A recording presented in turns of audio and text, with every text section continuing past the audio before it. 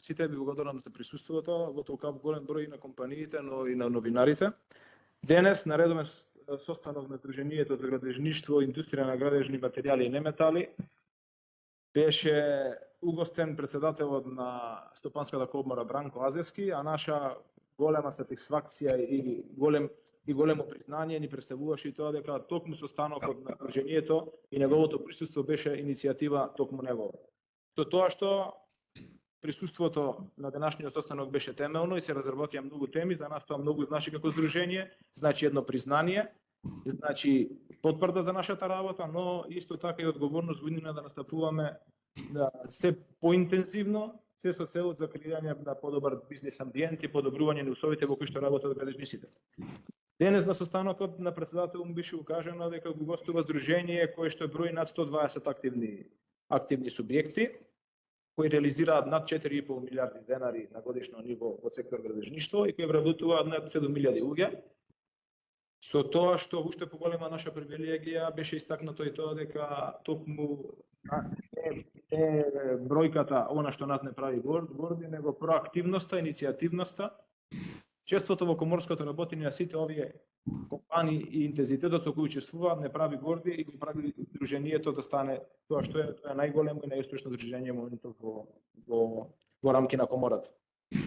Нашите заложби беа искажени на председателот, нашите заложби беа да го вратиме градежништвото онаму каде што го достигнавме некој максимум во минатите години, но и да ги подобриме условите, се со цел да направиме еден бизнис амбиент во кој што ќе се креираат развојни компании кои ќе донесат поголеми бенефити, компании кои ќе ги достигнат границите на додатна вредност и учеството на градежништво во бруто домашниот производ во минатото, но и ќе ги престигнат. Беше укажано на тоа дека во моментов градежништвото стагнира, беше укажано на тоа дека по многу бројните анализи кои ги направи здруженијето низ годините, имаме констатации кои навистина не заближуваат и денес беа предложени мерки со кои што оцениме дека уште на почетокот на раководење на новата власт би требало да се заложиме се со цел оваа стопанска гранка да биде повторно мотор на економијата и да не биде маргинализирана како во минатиот период. Укажавме на тоа дека од 2013 година, ако градежништвото учествуваше во креирање на бруто домашниот производ со 7,1%, 16,6 милиарди денари капитални инвестиции, минатата година, 2023, на рекордно ниво на реализирани капитални инвестиции од 43,5 милиарди денари, можеме да констатираме дека градежништвото учествува само со 5,5%, што значи дека економскиот раст во општеството не го следи економскиот раст во градежништвото и градежништвото во моментот се наоѓа во некоја стагнација. Наместо да државата да се погрижи за креирање на подобри услови за градежништвото, градежните фирми се оставени сами на себе, сами да си ги креираат капацитетите, сами да ги подигнуваат потенцијалите, гледајќи, наблюдувајќи како други компании ни ја градат државата, ни го одлеваат кадарот, но како истите ни оставаат еден куп нерешени проблеми на нашето и користат привилегиите од лошото администрирање и лошите административни постапки, лошата правна регулатива, се со цел да наплатат поголеми профити на име на штета на нашата држава. Не наблеговме во аналитиката на сите податоци кои ги имаме, но три констатации беа главни, а тоа се констатациите дека од 2013 до 2023 година минималната плата пораснала за 180%, процентата за 110%. Од 2013 до 2023 година капиталните инвестиции од 16,6 милиарди пораснала на 42,5 милиарди. Но сето тоа не помогнало развие градежништвото и тука имаме еден парадокс во кој што градежништвото во 2013 година учествувало со 7,1% во креирање на бруто домашниот производ, а после сите овие податоци кои што ги искажавме, можеме со жалост да констатираме дека во 2023 учествува со 5,5% од бруто домашниот производ. Човечките ресурси континуирано се намалува, се соочуваме со одлив на кадар, а алармантна е состојбата на градежниот факултет, каде што со години веќе се запишуваат помалку студенти годишно. Од една страна имаме најава за голем стратешки проект и голема инвестиција од 1,3 милиарди евра, а од друга страна имаме многобројни застои, административни, правни пречки и многу нерегулирани нерегулирани процеси во склад на регулативата, со тоа што од последните извештаи, што го потврдува и Државниот завод за ревизија, можеме да констатираме дека од 19 капитални проекти 6 се во застој, 4 проекти се со раскинати договори, за 3 проекти се води арбитража, за која што се побарува оштета од државата од 45,5 милиони евра. Трета и најбитна по нас ставка е укажувањето на највисоките членови на нашата комора е дека она анализа не престанува и оној процент не се намалува, а тоа е процентот на реализација од 96% на капиталните инвестиции од страна на странски компании, а само 4% на реализација од домашни компании. Тоа не е најголем проблем, најголемиот проблем е што странските компании во голем број случаи работат по други услови, со директно преговарање, не спроведуваат постапката за јавни набавки, која е стандардна, туку се оди со директно преговарање и се воведуваат пакет измени кои ќе олеснат изведбата и кои ги олеснат патот кон реализација на тие проекти, додека за оние 4% на домашни компании кои ги работат тие 4% остануваат истите услови, остануваат истите пречки и истите административно-правни кошници со кои што сведоци сме во минатите 10 години колку проекти заглавивме. Како прва и најважна точка после овие 3 констатации беше констатацијата дека сега е доедено време, тоа е неопходно државата да стави фокус на домашната економија и на домашните компании. Ние како здружение апелираме дека тоа е најважна точка во моментов и на која што државата треба да посвети внимание. Мора да води грижа за домашните ресурси, мора да ги подигне квалитетите на домашните компании, се со цел да ја подигнеме нашата конкурентност, но и да обезбедиме развој со кој што би излегле не само тука би били успешни, туку би излегле и на надворешните пазари. Мора да гарантира подеднакви услови за работа и да води грижа и да има предност кон домашните компании. До сегашното работење не стави позиција да бидеме многу отворена држава каде што сите странски компании го наоѓаат своето место, што не е пример нити во околината, нити на широкиот дел од Европа.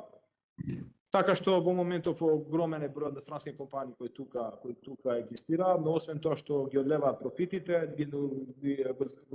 одлеваат кадарот наш, не видовме дека ги решаваат проблемите, нити ги подобруваат состојбите во градежништвото. Токму оние 4% домашни компании се оние кои се борат за подобрување на тие услови, за обезбедување на подобар, поголем деловен амбиент, но и за обезбедување на бизнис клима во која што нашите компании, а со тоа и вработените, а со тоа и цело општество би имале бенефит. Но ако генерализираме токму тие 4%, ќе видиме до кај дошло нашето градежништво и колкава е деградацијата, така да од 89,4% од компаниите кои екзистираат и се домашни се компании кои бројат од 1 до 9 вработени, а само 0,14% се компании кои бројат над 250 вработени. За да ги видиме бенефитите и кај треба да се движи градежништвото и зашто ни се потребни големи капацитети, зашто треба да се бориме да не згаснуваат големите капацитети, тие што ги имаме да ги унапредуваме, да им даваме подобри услови за работа, се со цел да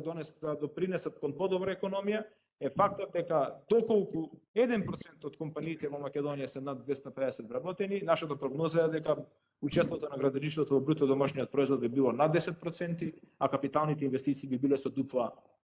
по реализација. Затоа, нашиот прв предлог до председателот беше да се потитно стави неопходноста од ангажман на домашната економија, помош на домашната економија, преку ангажман на домашните компании, преку обезбедување поволни услови на домашните компании и сето она што се обезбедува на стратешки партнери и други компании во нашата република, а што не е дел од нашиот процес. Не можевме да не го заобиколиме и законот за јавни набавки. Беше укажана моменталната состојба на градежниците во републиката, така да од една страна, доколку разговараме на проекти кои се финансирани од странски банки, Светска банка, Европска банка за обнова и развој и други институции, ќе видиме дека не се води грижа за домашните ресурси, не се земаат во предвид нивните капацитети и ресурси и на 99% од јавните набавки нашите компании се неконкурентни, не може да настапат нити самостојно, нити како конзорци. А од друга страна, на оние проекти кои се финансирани од државата, имаме огромна нелојална конкуренција, имаме појава на Сивата економија многу влијае на тие постапки, но и критериумот најниска цена е еден од главните причинители зошто во моментов нашата држава одбира да гради споро и неквалитетно, а нашата заложба е да се гради брзо и квалитетно. Значи е неминовен процесот во промена во јавните набавки по однос на оние што се занимава со градежништвото, мора да се препознае градежништвото, мора да се специфицираат и да се препознаат спецификите во градежништвото, мора да се оддели важен од неважен проект, мора да се оддели битен од небитен проект, се со цел задоволување, што е примерна цел при градба на инфраструктурата, задоволување на потребите на граѓаните. Наша главна констатација беше следното менување на законот за јавни набавки беше токму иницирано од потребата да се утврди економски најповолна понуда и тоа да биде единствен критериум при јавните набавки. За жал, тој критериум не заживеа, се уште имаме на 99% од тендерите критериум најниска цена. И тоа го препишуваме на неадекватноста, нестручноста на администрацијата која ги води овие проекти и затоа му предложивме на претседателот да при комисиите за постапување по жалби во тендерски постапки обавезна да биде присутност на еден независен член кој ќе го делегира комората, а кој ќе учествува во разгледување на тие жалби, се со цел да стручноста и спецификата ги препознае, се со цел граничните компании да не бидат оштетени. И уште една заложба по однос на овој закон упативме до претседателот, тоа е изработка на подзаконски акти со кои што би се дефинирале критериумите по кои што би се спроведувале јавните набавки во градежништво, препознавајќи специфика, препознавајќи квалитет и препознавајќи ги квалитетните компании кои во моментот нити во едната, нити во втората група не се препознаени. Не можехме да го заобиколиме нити законот за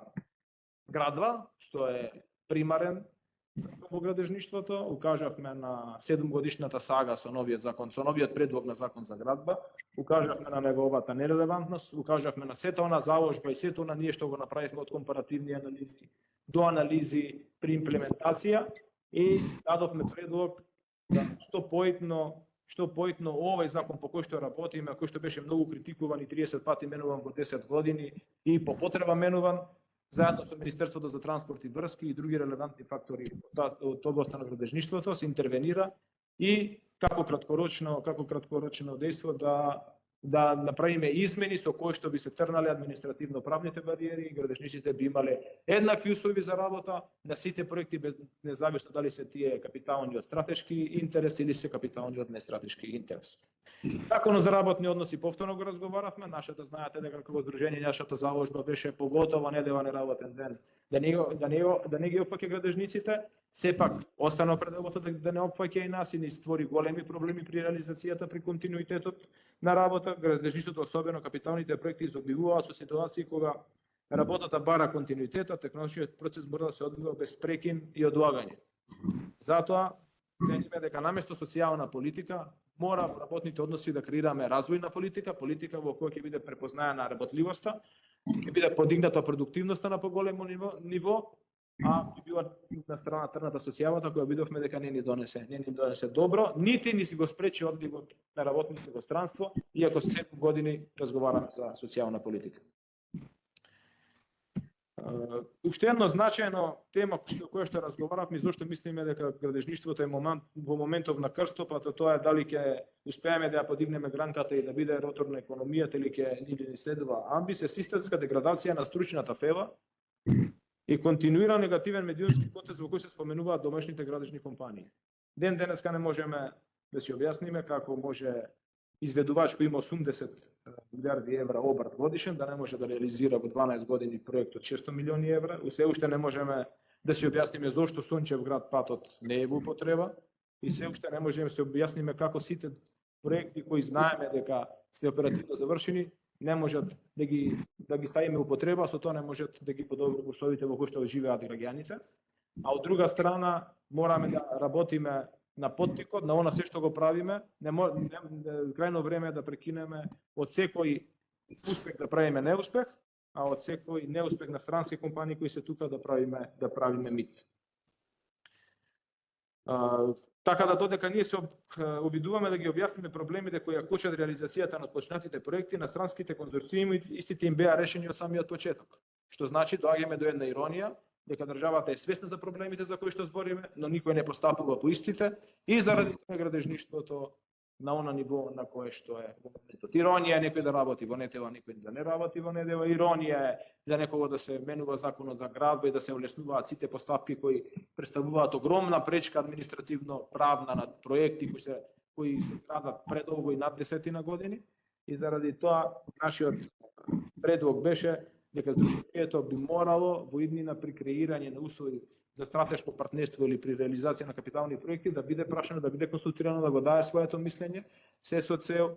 да ги пренесе искуствата и да ги пренесе состојбите во кои се наоѓаат градежниците и да ги обезбедат најдобрите услови при преговарање. Така да,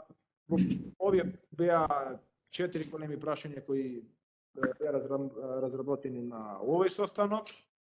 И на крајот укажавме на фактот дека не треба да се плашиме да поддржиме домашната економија. Не треба, ако може една развиена економија како Италија и Турција да дава привилегии на своите компании,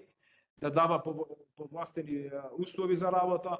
можеме и ние еден потенцијал кој го имаме, кој не е во најголема мера искористен, да му дадеме една предност, да му дадеме една привилегија, можеби крајно време да ги смениме страните, ние да ги користиме привилегиите, проблемите да ги префрлиме на компаниите кои не се на домашното, за да видиме кој како ќе се снајде, можеби тоа некој тест кој би го направиле во иднина.